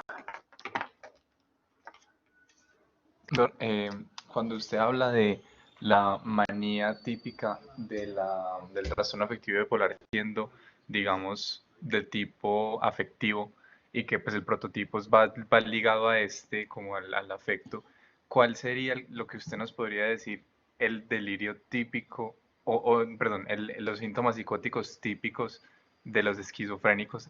O sea, ¿qué psicosis no está ligada al afecto? ¿Cuál sería la psicosis de un esquizofrénico? No entiendo, ¿cómo así? Mejor dicho, en la psicosis del trastorno afectivo bipolar yo me la imagino ligado al afecto, como con el delirio megalomaníaco, y Sí, como usted dijo, en la esquizofrenia no está ligado al afecto, sino más bien al pensamiento. O sea, es, ya en términos del tipo de ideas que tiene el paciente en su psicosis, ¿qué diferencia está entre la psicosis de esquizofrenia y el trastorno afectivo bipolar? O sea, ¿qué sí, ve un esquizofrénico o qué manifiesta? digamos que lo que uno vería, lo que uno tiende a ver en una esquizofrenia, como lo veíamos desde al principio cuando estábamos hablando de los síntomas, es que el paciente tiene como síntoma fundamental la idea delirante, central. Esté esto ligado, digamos, o no, a una sintomatología afectiva que no es tan llamativa como sucede en el trastorno bipolar. Entonces, típicamente la psicosis del esquizofrénico es, digamos, una psicosis en la cual el paciente hace ideas delirantes, porque las más frecuentes son las ideas persecutorias, pero las puede hacer de cualquier tipo, pegado a unas alucinaciones que los pacientes bipolares tienden a no tener. Los pacientes bipolares no alucinan. Pueden alucinar, pero no es lo frecuente. Entonces es una psicosis, digamos, y esto se pega además al hecho de que el paciente que tiene la psicosis dentro de la esquizofrenia tiene síntomas negativos también que uno no ve para nada en la enfermedad bipolar. En el episodio maníaco uno no ve síntomas negativos, no ve visión. Desde luego no puede, porque sería completamente contradictorio, ver afecto plano, sino uno ve un afecto claramente exaltado. No ve alogia, paciente muy hablador. No ve una, digamos, pérdida de lenguaje como la ve en la esquizofrenia. No vería síntomas negativos en la enfermedad bipolar. Son dos psicosis muy diferentes en ese sentido. ¿Respondes a su pregunta? Sí, doctor, muchas gracias. Ramírez. Sí, doctor. ¿Uno puede tener esquizofrenia sin tener alteración cognitiva? ¿O siempre tiene que Sí, estar presente? sí puede, digamos, en teoría sí puede. Existirían, por lo menos teóricamente, con esa definición que hemos dado, que usted no tenga un deterioro muy importante o prácticamente nulo, pero no es lo frecuente y es tan raro como para pensar que si la psicosis que usted hace no lo deteriora cognitivamente, seguramente el diagnóstico no es de esquizofrenia. Entonces es muy raro que una esquizofrenia no lo deteriore usted cognitivamente.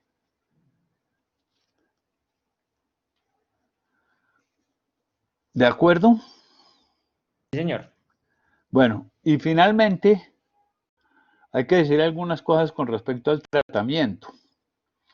Desde luego que los medicamentos han sido usados desde hace muchísimo tiempo, desde finales, digamos, mitad del siglo pasado. Los medicamentos antipsicóticos, el manejo farmacológico de la enfermedad, pues es un manejo que tiene mucho éxito, pero únicamente en el tratamiento de los síntomas psicóticos. Y puede ayudar, pero no está diseñado para eso, en algunos de los síntomas de desorganización, pero no tiene ningún efecto sobre los síntomas negativos. Entonces, si uno trata una esquizofrenia solamente con los manejo farmacológico, muy seguramente está tratando solamente una dimensión, que es los síntomas psicóticos. Ahora, esa dimensión hay que tratarla, claro, porque si uno puede evitar que el paciente haga episodios psicóticos, pues seguramente mejora el pronóstico del paciente.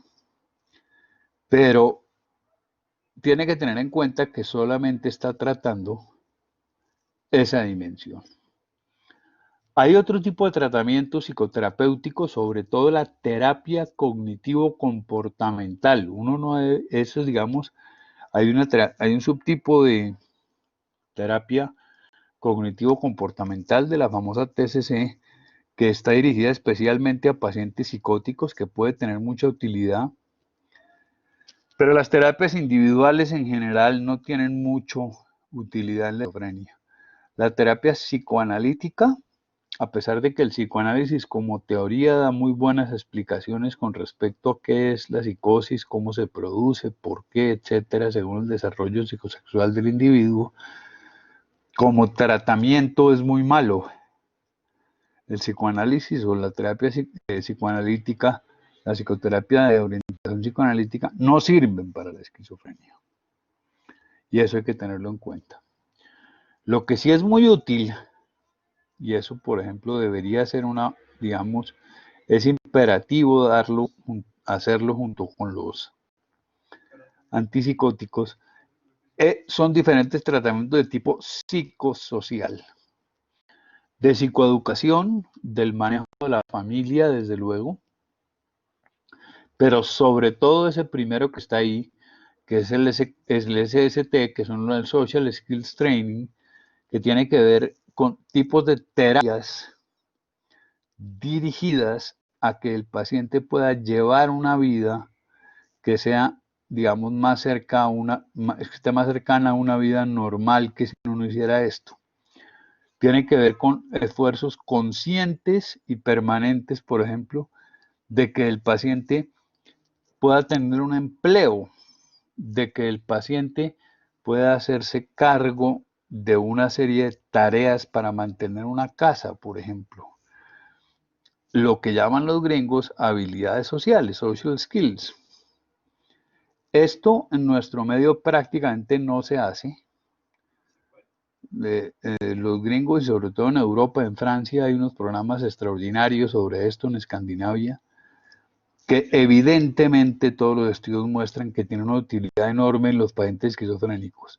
En nuestro medio, tristemente, por la manera como funciona la salud en este país, a duras penas tienen los pacientes esquizofrénicos acceso a los medicamentos y ese es un tratamiento pues muy poco efectivo como único tratamiento para la esquizofrenia. ¿Qué preguntas hay?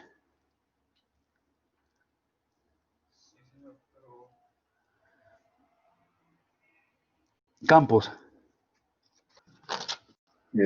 ¿Cuál será el antipsicótico, digamos que ideal para el manejo de la esquizofrenia?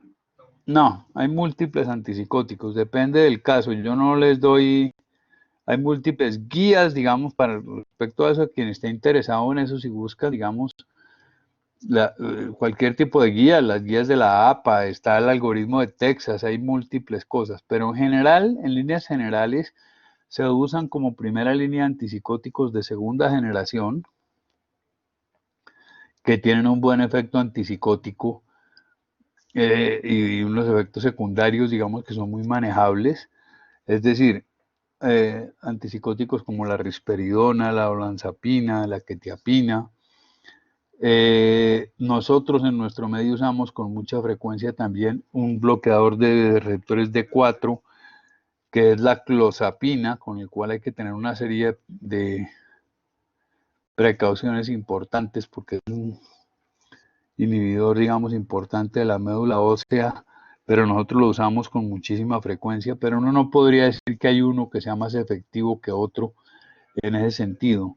Los antipsicóticos tienden a mejorar, casi todos son muy efectivos en esto.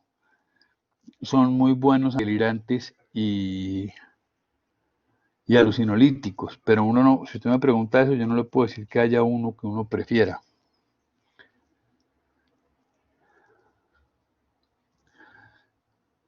Morón. Entonces, quedamos en que en Colombia solamente se ve antipsicótico. Eso del social skill training no se hace acá. Muy poco se hace. Tristemente se hace muy poco. Aquí, digamos, hay muy buenos terapeutas también para hacer terapia cognitivo-comportamental, pero no hay un sistema de salud que soporte los costos de hacer un social skills training. Tristemente. Poco se hace. Es una de las peleas más grandes que tenemos, en las que vivimos nosotros como psiquiatras, los que trabajamos en el gremio, digamos, que tenemos cierta actividad gremial con respecto a las políticas de salud mental del Ministerio de Salud, con respecto a los tratamientos que deben ofrecérsele a los pacientes que tienen enfermedades psiquiátricas, etcétera. Pero es un sistema de salud que en general, como ustedes ya lo han percibido y lo saben, ahorita en la pandemia sí que es un buen ejemplo de eso, desdeña tristemente y de la manera más digamos, absurda la salud mental. Una cosa que está en el 20º renglón cuando debía estar en el primero. Isabela. Doctor, yo tengo dos preguntas. La primera es que, o sea, los antipsicóticos se dan en el momento en que el paciente tiene el episodio y se continúan, o solo como... Sí, es que no hemos entrado, digamos, yo no quise entrar en detalles sobre esto porque desde luego el solo tratamiento de la esquizofrenia es todo un capítulo. Pero hay una serie de guías que es lo que yo les recomiendo que miren si a ustedes les interesa más esto, con respecto a cuáles son los tiempos en los cuales uno debe usar esto. En líneas generales, uno tiene que decir que un paciente que responde a un antipsicótico en un episodio psicótico tiene que tomarlo un tiempo prolongado. Según las guías y según la particularidad de cada caso, por lo menos de 2 años, pero hay gente que habla de muchos más, e incluso hay autores muy importantes que dicen que si usted responde a un antipsicótico, quedó matriculado en ese antipsicótico de por vida, o en el manejo antipsicótico. Entonces, claro, no es un tratamiento que se haga solamente, cosa que sí, por ejemplo, sucede mucho más en la enfermedad afectiva, como que uno diga, le doy el antipsicótico y apenas se le quiten los síntomas psicóticos, se lo quito el antipsicótico, no. Generalmente son tratamientos prolongados. Ok, y tengo otra pregunta. ¿Cómo uno con los antipsicóticos, al, digamos, tratar los síntomas psicóticos, estaría a la vez como previniendo un poco los síntomas negativos de ese periodo intercrítico que daría No después gran del cosa, episodio? no gran cosa. Lo que sí previene mucho es el deterioro, porque el hecho de estar psicótico sí deteriora mucho. Como en cualquier enfermedad de esas paroxísticas, digamos, en que uno hace un episodio como agudo y alterna con periodos intercríticos, pues claro, el episodio agudo es el que produce gran parte de las alteraciones que se dan en el periodo intercrítico. El ejemplo clásico de una enfermedad esa es la epilepsia. ¿Me explico? Una cosa es tratar la convulsión y otra cosa es tratar la epilepsia. Yo puedo tener epilepsia y no estar convulsionando, sino estar en un periodo intercrítico. Entonces, claro, si yo evito las convulsiones, para seguir con esa analogía, pues estoy probablemente evitando que el deterioro sea mayor. Listo. Gracias. Cetina. Doctor, yo quería saber si se ha encontrado alguna asociación entre esquizofrenia y antecedente o enfermedad pues activa de síndrome epiléptico. No. No. Ok, gracias. No. Digamos, de esquizofrenia no. Sí, digamos, existe toda una relación entre ser epiléptico y hacer psicosis posictales. Entre la psicosis en general, o sea, estar loco, y estar relacionado eso con la epilepsia, pero no específicamente con la esquizofrenia. Ni hay una incidencia mayor de epilepsia en pacientes esquizofrénicos, ni viceversa, ni los epilépticos les da más esquizofrenia que la población general, etcétera. Son dos cosas diferentes.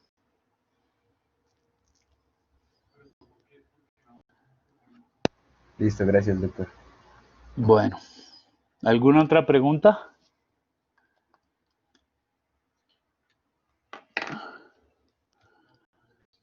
¿Qué hubo, Albarracín? Doctor, muy buenas tardes. Doctor, quería saber si como tal la esquizofrenia se puede dar secundaria a otra enfermedad mental. ¿Cómo qué? Por ejemplo, pues un trastorno bipolar No, caracterizado más que todo por síntomas psicóticos o que pueda ser pues secundario y ya en fases muy no, tardías o no. con La complicaciones. esquizofrenia es por excelencia una enfermedad primaria. No se da como una cosa secundaria a nada. Teniendo en cuenta eso que estábamos hablando de la etiología, de la hipótesis de neurodesarrollo, etcétera, la enfermedad es una enfermedad primaria. No se da. Lo que puede pasar, que pasa con mucha frecuencia, es que se hace mal el diagnóstico de otra enfermedad. Y un paciente que lo que tiene es una esquizofrenia ha sido diagnosticado como bipolar y después de un tiempo se dice no, era esquizofrénico. Y ahí podría usted decir, entonces pasó de bipolar a esquizofrénico. No, lo que pasa es que nunca fue bipolar. Entonces, la enfermedad, digamos, la esquizofrenia siempre es una enfermedad primaria. De hecho, es una enfermedad psiquiátrica, psicótica, crónica por excelencia. Es la enfermedad primaria psiquiátrica por excelencia. Listo, doctor, muchas gracias. Bueno. Muy bien, jóvenes. Muchísimas gracias. Entonces, que les vaya bien. Hasta luego. Gracias, doctor. Gracias. Gracias. Gracias, doctor. Chao.